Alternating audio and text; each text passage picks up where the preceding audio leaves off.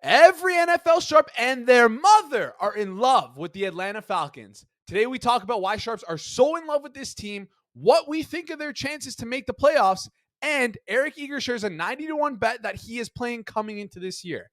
That and more on today's show. What's going on, friends? Welcome back to Forward Progress here on the Hammer Betting Network and powered by Pinnacle Sports. Before we get started today, I want to talk to you guys first about Pinnacle. Pinnacle is the world's sharpest sportsbook and available to bettors in Ontario. Find out what professional bettors have known for decades. Pinnacle is where the best bettors play. Must be 19 plus in Ontario. Please play responsibly and not available in the U.S. Guys, today I'm joined alongside Eric Eager, VP of Sumer Sports, continuous Hammer Betting Network contributor, always here, always on the Forward Progress YouTube channel. And Eric, today you wanted to talk about a certain team in the NFC and talk about kind of why sharps are loving them, because it's a team that didn't really do well last year. And looking at their draft, they drafted Bijan Robinson in the first round. The Falcons is who we're talking about today. So what are your first impressions about the Falcons, and why are sharps kind of all over them this offseason? Yeah, I think it's the classic kind of Eagles story where you look at the quarterback position, of past years, and you're initially not all that impressed with a guy like Desmond Ridder, but then you start to add up the component parts. You add up Drake London, a top 10 pick, Bijan Robinson, as you said, a top 10 pick, Kyle Pitts, the fourth overall pick in 2021, an offensive line. My boss, Thomas Dimitrov here at Sumer, drafted like half of those guys. They all turned out to be, fairly good. And you think to yourself, division where it's pretty simple. They have the second easiest schedule in the NFL per my numbers, just to the New Orleans Saints. And it kind of adds up to the point where this could be a team, much like the Giants last year, that leans into an easy schedule, leans into a running game, and the defense is just good enough to where they can win 9 games, win 10 games in a division where that might be enough to win it all. Yeah, fair enough. Second easiest schedule in the division to their division mates, the New Orleans Saints. Falcons right now lined at 8.5 total wins, over juiced to over minus 137, unders at plus 115. Excuse me. And to win the division, they're plus 219 over here. So do you like the Falcons at that price? Would you play their win total? What are your thoughts on them in the betting markets? Yeah, I think 219 is a little tough just because I think that the market is indexing on just one team to come out of the NFC South, because that division has been so down for years. I kind of like, and this is like wildly available, like plus 105 for them to make the playoffs. I make it more around plus 100, about even money. And I like that one. I think when I look at their schedule, I look at, the Saints are going to be a tough team. I think the Panthers are going to be underrated. There's just an over, sort of an underrated probability that there are 2 teams that come out of an NFC South that many people believe is bad. And I think they all end up beating up on Tampa Bay, for example. They beat up on the other parts of their schedule. And maybe they're in like a sort of a 10-11 win cluster of teams that maybe they're not all good, but much like the NFC East last year, they still get in the tournament because, places like the NFC West are down, places like the NFC North are down. And so while I'm not necessarily looking at their division price, I'm probably going to look at them to make the playoffs because I think there's a little bit of a gap there in our understanding market-wise of the NFC South's chance to have 2 or more playoff teams. Fair enough. And the NFC in general just looks like a complete cakewalk. We can see like to have them to make the playoffs at plus 104, compare that to the plus 219. That's a little more steep. So let's talk about like some scenarios you could see where like what would happen for them to make the playoffs, what things would go right. And then tell me what would have to go wrong for this bet not to hit. Like what is it, just Desmond Ridder just imploding, or what goes right, what goes wrong for the Falcons here? Yeah, I think there's some things that they've done defensively that have to work for them to be good, right? They brought in Calais Campbell, they brought in David Onyemata. They got Jesse Bates over from Cincinnati. They kind of have built around a defense that, they have not had a top half of the league defense in EPA since 2012.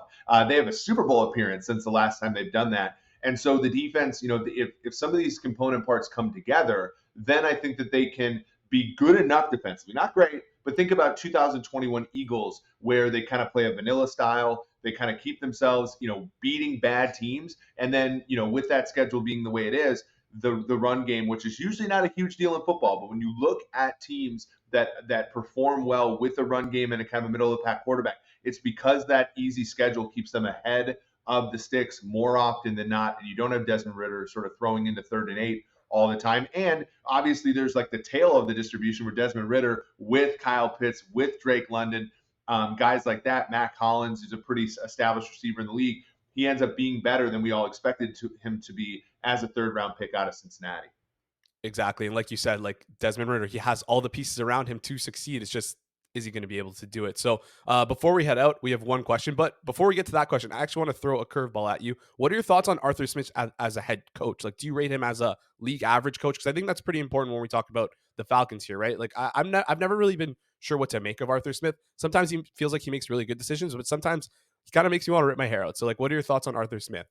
Yeah, I mean, he's a guy who, called plays for a Tennessee Titans team that not only made the AFC title game in 2019, but got Ryan Tannehill to lead the league in yards per pass attempt the following year. He was the offensive coordinator of an AFC South winning team in the Titans, who were also really good offensively. I think he's called good offense. I think he's a little bit, stubborn as far as wants to run the ball a lot and wants to go into a season with Desmond Ritter where there were a lot of options for a team like Atlanta to do something else. So I think, but when it comes to calling plays, once he has the deck of cards, I think he does a pretty good job with them.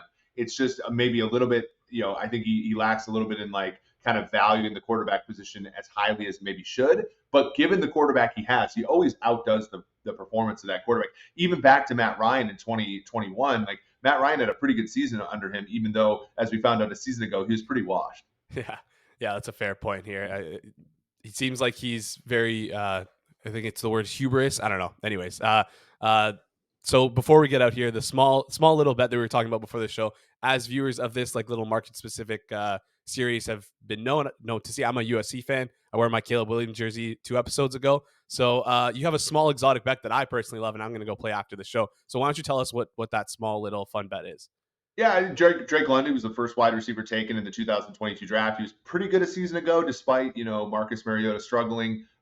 He's a very good contested catch guy, but I think he's underrated as far as his ability to get open. Currently on Pinnacle, he's over 100 to 1 to be Offensive Player of the Year. Look, if for a wide receiver to win Offensive Player of the Year, there has to be a little bit of the narrative of he's elevating the play of a quarterback that is not necessarily elite. We saw that with Jefferson last year. We saw that with Kupp this season before.